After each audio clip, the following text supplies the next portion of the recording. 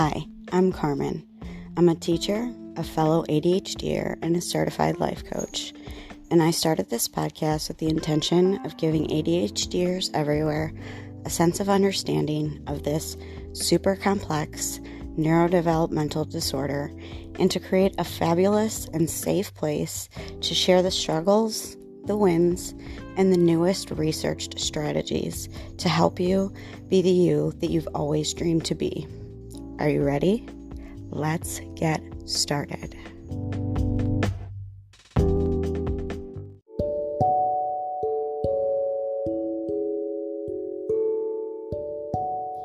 I want to give a short trigger warning in the beginning of this episode because I will be referencing depression, suicidal thoughts, and suicide.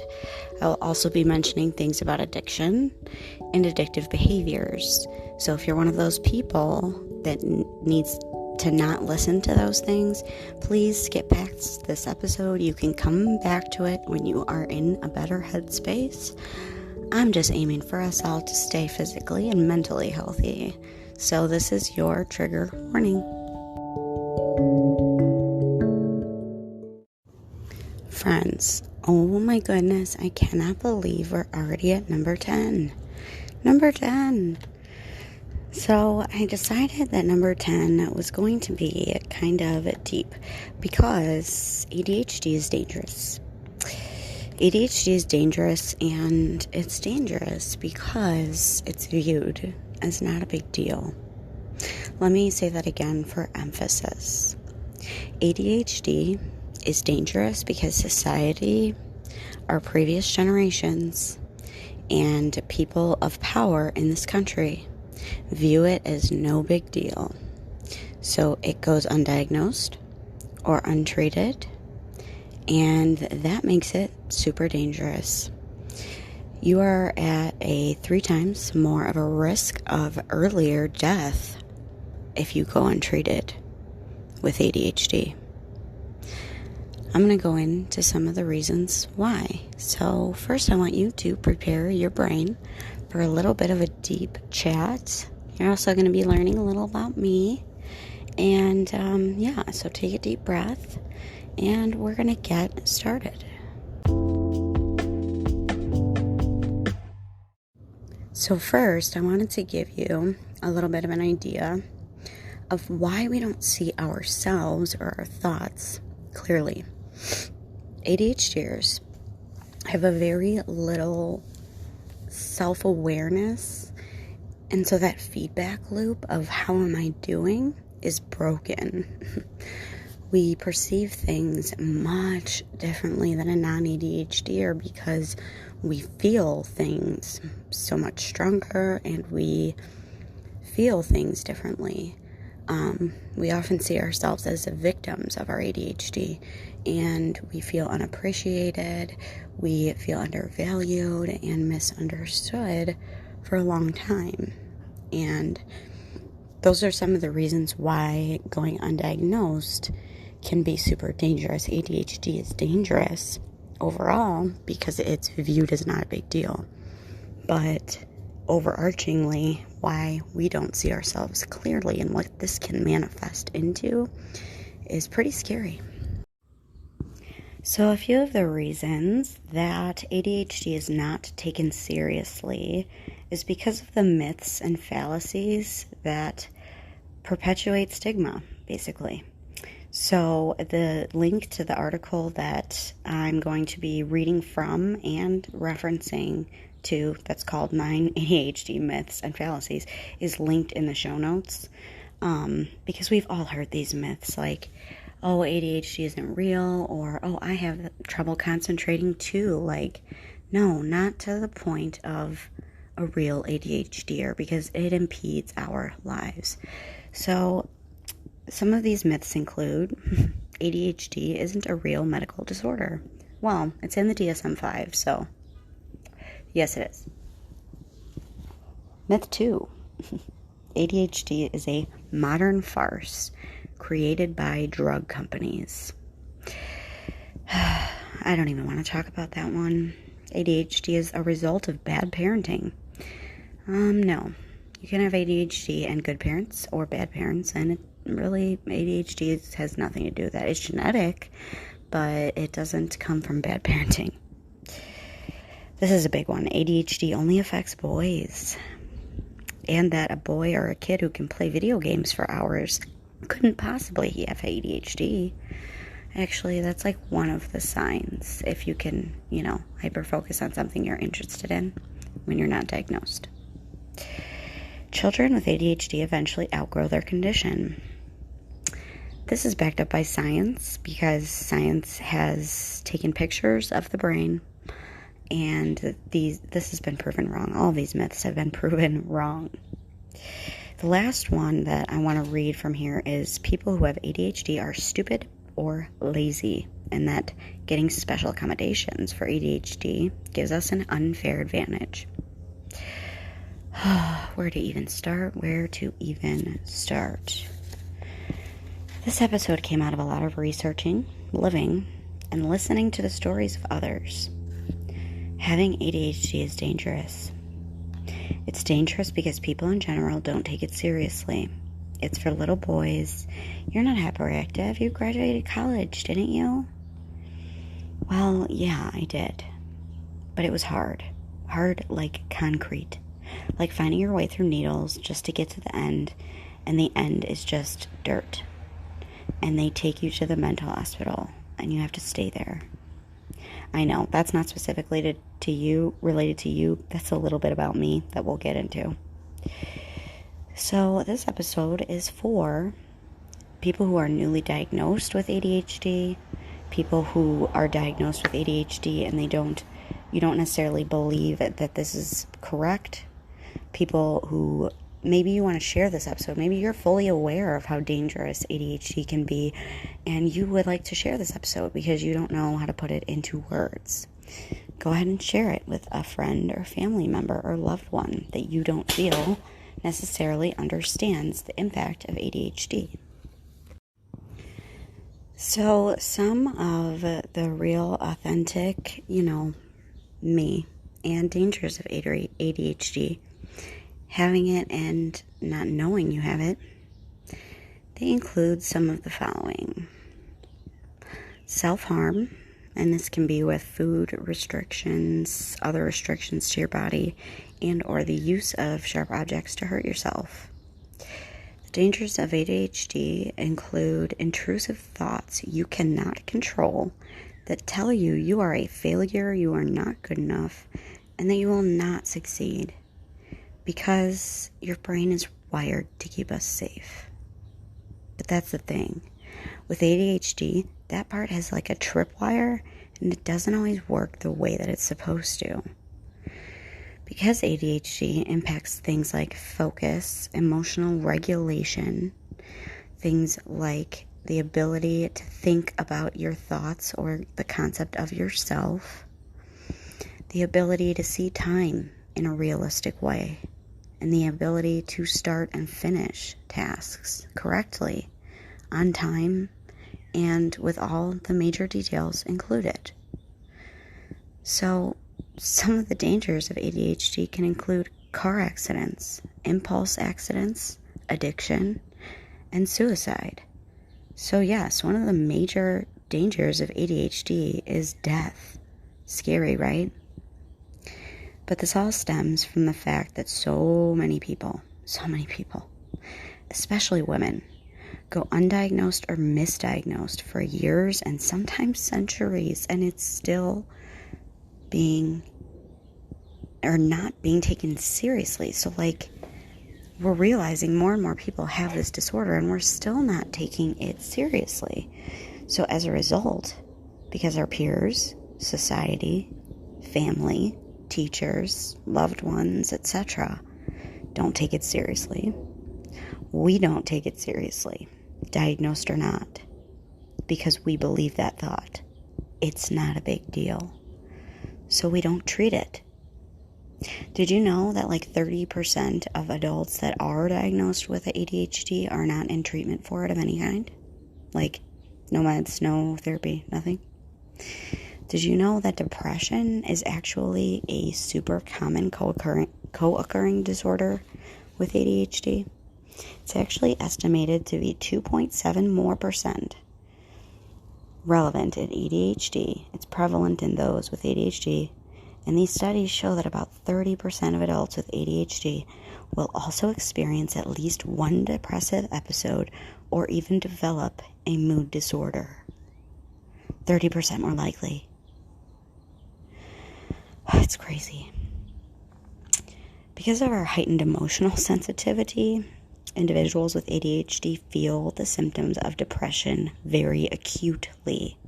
So when we're depressed, it's very important.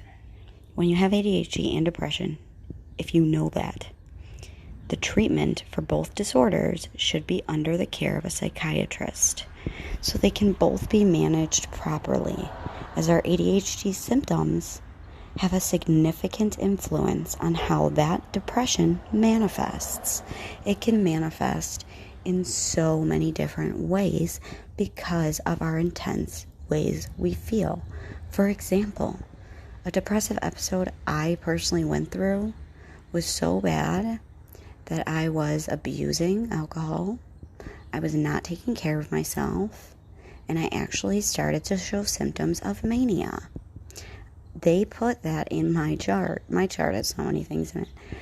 I have experienced mania before, which is not sleeping, which is having obsessive thoughts, which is things that are, they're scary.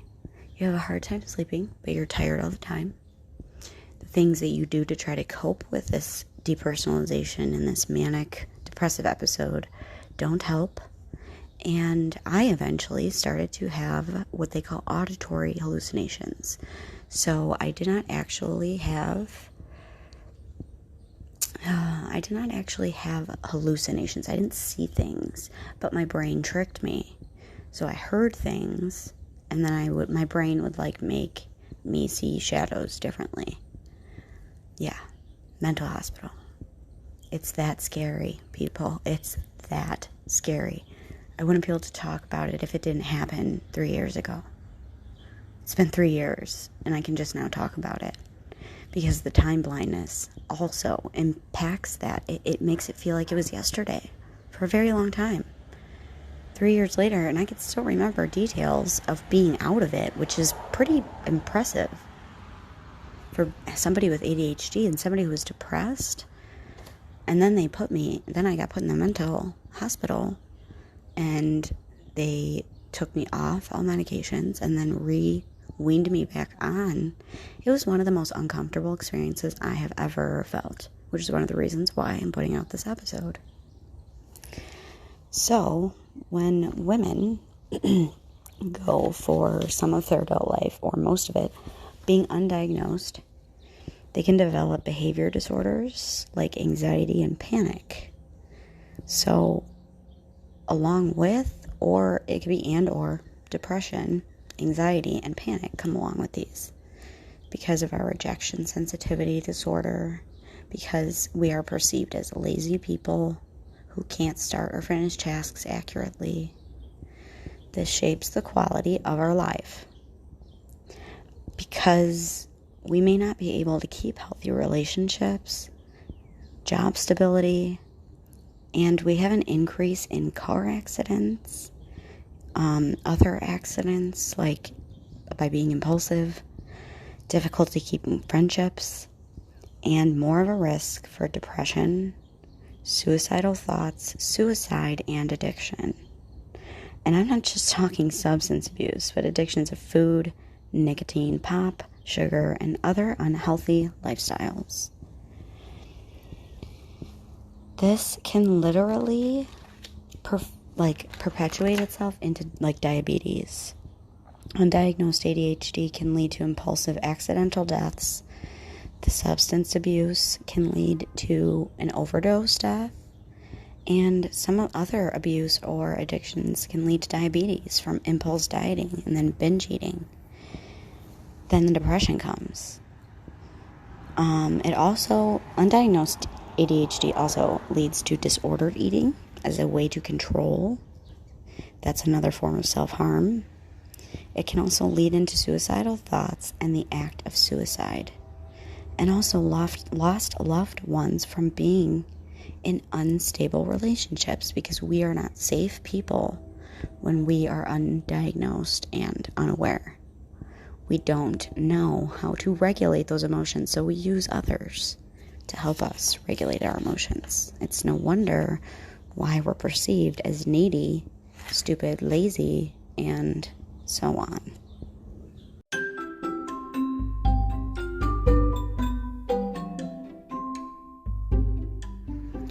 Hey listener, if you're enjoying this show, you should totally subscribe to it so that you can see when new episodes pop right up into your feed.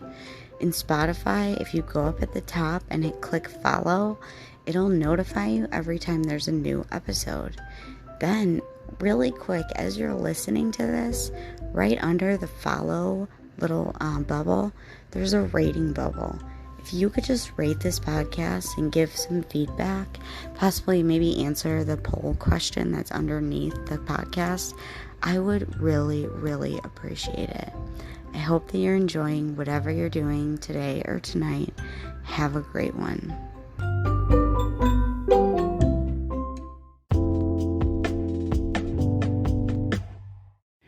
For women especially, the chances of being misdiagnosed and undiagnosed is still so super high. We get diagnosed with bipolar disorder, major depressive disorder, and other anxiety and depression-based disorders without looking for the ADHD. Because we spend so much time feeling overwhelmed, underproductive, and misunderstood, our trust in doctors declines, making it way less likely that we'll actually get diagnosed. This can eventually perpetuate into identity and self-worth distortions. This means that the thought of yourself overall goes way, way down. And this is one of the major links of ADHD and depression, which is why those depression symptoms, because we feel them so much stronger, because we have ADHD, they present as the basis of the disorder, which is why we get diagnosed this way, which is why I always suggest that you get an evaluation by a psychologist to get your diagnosis of ADHD, because doctors, like primary care doctors, they're great. I mean, I don't have great experience with doctors, so we won't even go into that. Don't try and get your ADHD diagnosis from a primary care doctor. Get your diagnosis from someone in the field of psychiatry. Then, if you want to, then take your diagnosis and get your script from your primary care physician. Because they're more able to assist you in other medications if you so may need them. So besides the low self-worth and the other things that develop, we also develop the lack of self-awareness it takes to even start bettering ourselves. So if you have ADHD and you have other mental conditions, and say on top of that you've gained some weight, and on top of that you have impulsively spent some money, so you're in debt, and on top of that you are not in a relationship right now and you're super depressed about that because of your instability in keeping relationships, just think about what that could lead to for a person. How sad that person would feel, especially about themselves. This is not what we want. ADHD is dangerous. If you want a little snapshot of how dangerous it is, first of all, I wasn't allowed to get my license until I was 18 because I was a pretty bad driver. Second of all, before I was diagnosed and medicated for ADHD, I got in 8, yep, you heard me right, 8, 5 plus 3, car accidents. 2 didn't even involve another car. They involved, a mailbox and one of those metal curb things. Yeah, and in a lot of them, I was at fault. Actually, I think there was only one that wasn't my fault. All of them were my fault, except for that one. I would even say that one was my fault because I slammed on the brakes and got rear-ended. Anyways, I digress. That just goes to show. And I could have been seriously hurt in 2 of them. And I was very lucky to just have herniated the bulging disc that I already have. That's all I did. I didn't break anything and I wasn't in any pain. But they could have been deadly. That's my point. Is that's just a little snapshot of one thing that's different between a diagnosis and medication of ADHD, like treatment, and none. I was misdiagnosed with depression for like 2 years. I was basically a guinea pig for every antidepressant like that I've heard of, SSRIs anyways, and then I stopped trusting doctors, just as I previously stated. And then it got so bad that I was about to lose my job because I could not keep paperwork or details or anything in order. So I decided to go and advocate for myself and get an evaluation to get my diagnosis. This was at the age of between 23 and 24 years old. I'm 30 now, almost 31, and I'm just getting a grasp on how to manage my ADHD and live a life of happiness. And I still live with my parents. I mean, if that doesn't say anything to you, listener, fellow ADHDer, family member, or loved one, I urge you to do a little more research on this topic because I've done a ton. And it would take me a 2-hour podcast to share it all. But I just wanted to let you know how dangerous ADHD can be and how unnecessary things can come from being misdiagnosed and undiagnosed. So if you have an inkling or a feeling, an evaluation can't hurt. It just gives you a more accurate diagnosis. So I urge you to just explore the thought. And I also invite you to allow all the feelings that you're having. You might be feeling anger, frustration. You might be feeling sad right now. I invite you to journal about it. I invite you to ask questions to yourself. I invite you to pop over into my inbox on Instagram at authenticallyADHD_Carmen.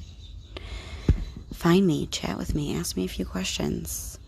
We can get through this. ADHD is dangerous, but it doesn't have to be if we treat it. So that's all for now, friends, and I've been recording quite a bit lately. I will be going back to teaching within the next week, so we will be going to weekly episodes very soon. I haven't decided on the day yet, but if you'd like to give any input, go to the email in the show notes of this show or hop at me at Instagram. Have a great one and stay authentic, my friends.